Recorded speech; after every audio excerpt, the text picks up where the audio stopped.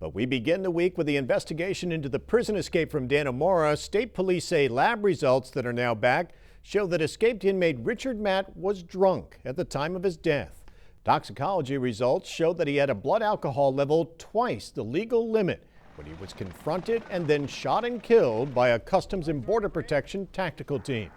Police had released earlier that the autopsy showed Matt died from being shot 3 times in the head. The state police commander who headed up the 3-week manhunt for Richard Matt and David Sweat says the investigation into the prison break is continuing more than a month after Matt was killed and Sweat was captured. Major Charles Guest was relatively new on the job, taking over as commander of Troop B in December, and then facing one of the biggest challenges of his 25-year career in law enforcement in June. I could not have imagined, something of this size, scale, or nature. This is kind of one for the record books. Certainly, we knew that we were the chief or lead law enforcement agency responsible as soon as they breached the prison walls. As the incident commander, I wore many hats, and the fact that we could not have asked for a better team to be assembled here, both state, local, and federal, and it took every one of those resources that we had, all 1,500 plus boots on the ground, and every resource that our partners could bring to bear. And in particular, the community. We couldn't have done this without the community. We tried to have good messaging, and the message was, if you see something, say something. There's no lead too small. And in fact, we now know that it was in fact the smallest of leads, whether it was a gin bottle being out of place or whether it was somebody who fled out the back of a hunting camp, that broke the case wide open and enabled us to deploy our resources and make this a productive investigation. Guest says at no time did they consider scaling back the manhunt in the North Country. The fact that there were no stolen vehicles that could be attributed to these inmates, there were no money transfers, there were no telephone records or requests for assistance to any of their associates going on that we were aware of at the time. We were looking very hard for those because those would have been clues leading us in that direction. But there was no indication, no definitive knowledge that they had left the area. And then 2 weeks to the day after the escape, reported sightings shifted some of the focus to the Pennsylvania border. But it quickly returned to the North Country when police got a big break. When we got conclusive DNA evidence that both of them had been at that site. And as you know, I believe that was a Saturday morning around 10 o'clock when a camp owner was just going out to check his wild game cameras there and saw someone, 1 or 2 people, flee off the back deck. And then as soon as he got troopers up there, which I think was within an hour of that sighting, and it took him some time because he had a good 25-minute ride in and out on his ATV, but as soon as he could communicate to law enforcement officers, we had people there.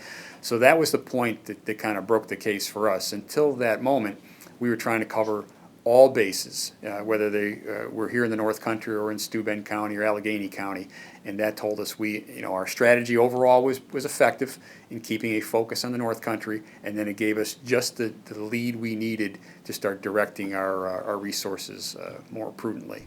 Search teams spent about a week focusing on camps in and around Owl's Head and Malone.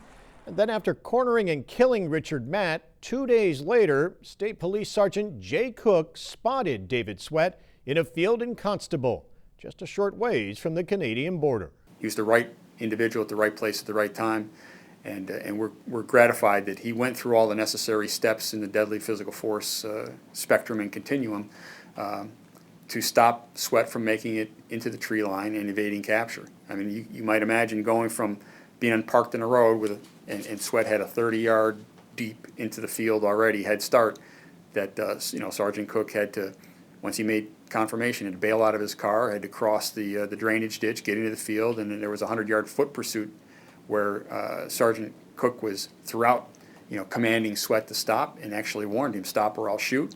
And then when that did not prove to be productive, and Sweat was still headed for the tree line, he got within 45 yards of that far field tree line, and that's when Cook made the decision to shoot him. So he squeezed off 1 round, which did strike Sweat, but did not stop him, didn't even put him to the ground. He stumbled, continued to run, and Sergeant Cook squeezed off another round, which did in fact stop him. David Sweat has been talking, and Major Guest says he continues to cooperate with investigators, providing details of the plot and their escape route. Guest says he doesn't know how much the 3-week manhunt ultimately cost, But he says he is grateful for the resources and help he got from the state of New York, as well as federal and local agencies. I was fortunate in that Governor Cuomo and Superintendent D'Amico, when they promised me on day one, hey, whatever you need, let us know, they delivered. And it was only through their actions and their support and all of the agencies that brought the resources that they did to bear that we were in fact successful. This is a huge region. You guys know how challenging the North Country can be. It was a historically monumental task. So I'm grateful that at the end of 23 days, those two are no longer a threat to the community, that nobody in the community was injured, none of the law enforcement responders were injured. So that's a success, and I really can't be concerned with how much it cost. It was worth every penny. Even with the manhunt over and Joyce Mitchell pleading guilty last week to helping the two inmates escape, Guest says investigators are continuing to gather evidence for Clinton County District Attorney Andrew Wiley to present to a grand jury. Wiley is pursuing criminal charges against David Sweat and Corrections Officer Gene Palmer, who is accused of allowing the inmates access to the catwalks beneath the prison that they used as an escape route. Guest says the state police investigation has so far found that no one else other than the two inmates and Joyce Mitchell were involved in the actual planning of the escape. The State Inspector General's office is conducting its own investigation into the prison break, and after that investigation is wrapped up, likely sometime this fall, state lawmakers say they plan to hold hearings looking into the prison system as well as the escape. State Senator Betty Little, who sits on the Senate Committee on Corrections, says she has requested that at least one of them be held in the North Country. Little says she hopes all of the investigations and hearings can be finished by the end of the year so that any changes that are needed can be made during the new legislative session that begins in January.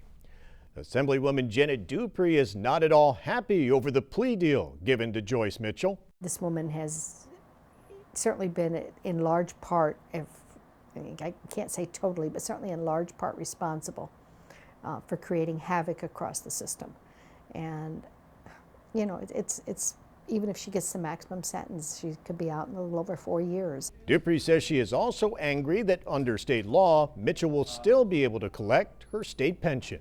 It just makes sense to me that, you know, when somebody commits a felony, and particularly they're stealing tax money, they're costing taxpayers money, whatever the case may be, that they should not be receiving a state taxpayer's pension. It just shouldn't happen. Dupree and other lawmakers want to change the law. To do that will require the approval of the legislature in back-to-back sessions and voters.